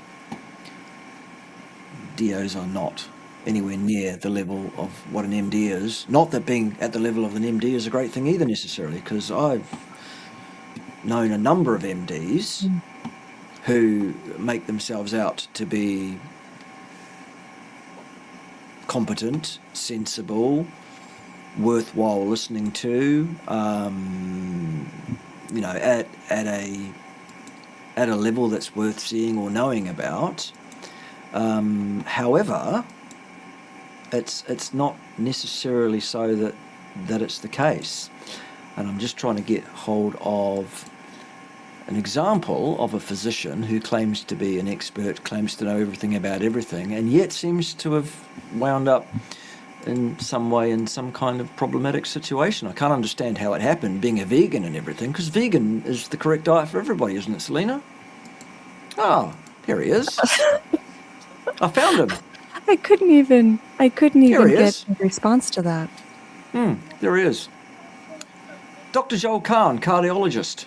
Vegan cardiologist. I wonder what's happening, Joel. I wonder what's happening. I know what's happening because he published what's happening. He had to have a mitral valve repaired in his heart. Okay, well, I'm not saying it was his diet that contributed in any way to that. It may not have been. Nonetheless, we wish you the best, Joel. And when you do recover from your mitral valve repair, replacement, whichever it was, perhaps you could contact me and we could have a discussion about what's best for a person, any given person's health long term with regards to diet. That would be an interesting discussion. We'll get good views. Mostly because I will not tolerate or put up with any of your bullshit whatsoever, Joel Kahn. You will not get to run the conversation. You will not get to control the conversation. You will not get to behave the way you've behaved in other debates I've seen you behave with others. I will tear you 7 new assholes. Because everybody only needs one. That's right. There you go. Can you explain why a PhD is bullshit? Well, it's not necessarily. Some of them are good. Some of them are not. It also can depend on the person itself. I think people tend to forget that just because someone has a PhD does not mean that they have somehow become exempt from being human. Like there will be mistakes, and sometimes there will be egos involved. Mistakes were made. Were they? Who made them? Not you. No, I never make mistakes. I'm the science me, safe and effective. Never question the safety or effectiveness of the science. That's me. Have either of you recently needed any dentistry procedures? I have not, although No, neither have after the years of the time that I was vegetarian and vegan, I required quite a lot. Yeah. Cancer oil products help those who have had that intervention that they shouldn't have had, perhaps. Look, it can have an effect, absolutely, Joff, but there is a specific protocol that I suggest to people who have been, for one reason or another, railroaded into or decided of their own accord in an ill-advised fashion, in my opinion, to take that intervention. There is a protocol that I have in place to help people minimise the likelihood of any problems associated with that. I'm more than happy to discuss that behind the scenes with people in a private session. But yes, Sorul is part of that solution, potentially. Not that that's a therapeutic claim, because we can't make any of those. No. Okay. I think that's enough, frankly. As we said before, always leave them wanting more. So we'll make this the last question, just because why not?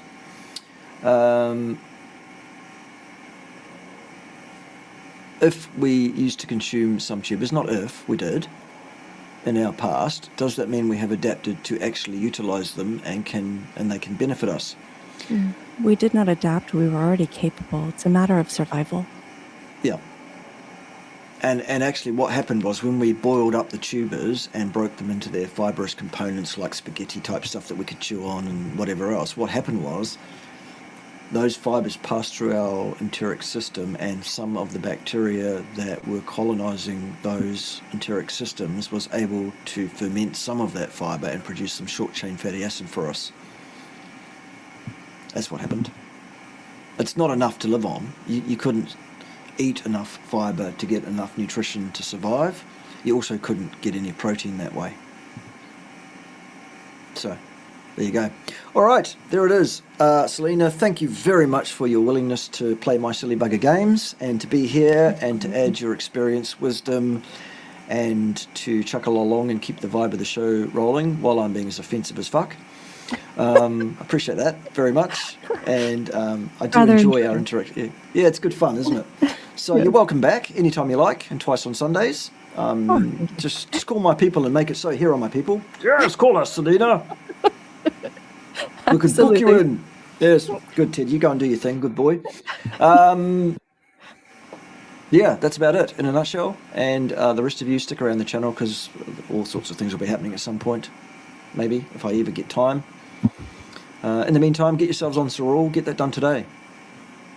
Every day that goes past that you're not taking Sorul you don't have an optimal release of adult stem cells, you don't have an optimal level of anti-inflammatory effect, and you probably don't have optimal blood flow either. That's why those 3 products over there are so important. Get them in a wellness pack. That way it's 18 to 20% cheaper because you get a price break and you don't pay the shipping. That's if you want to pay for them at all. If you want them for free, send me an email, bart.kay.n for Nelly, Z for zebra, at the G Place, and say, hey, you were talking about getting Cerule for free, ongoingly, forever. How do I do that? And I'll tell you. You're welcome. I'm that kind of philanthropist. All right, the rest of you, get to the chopper or something, I don't know. All right, chop it out. Say bye-bye nicely.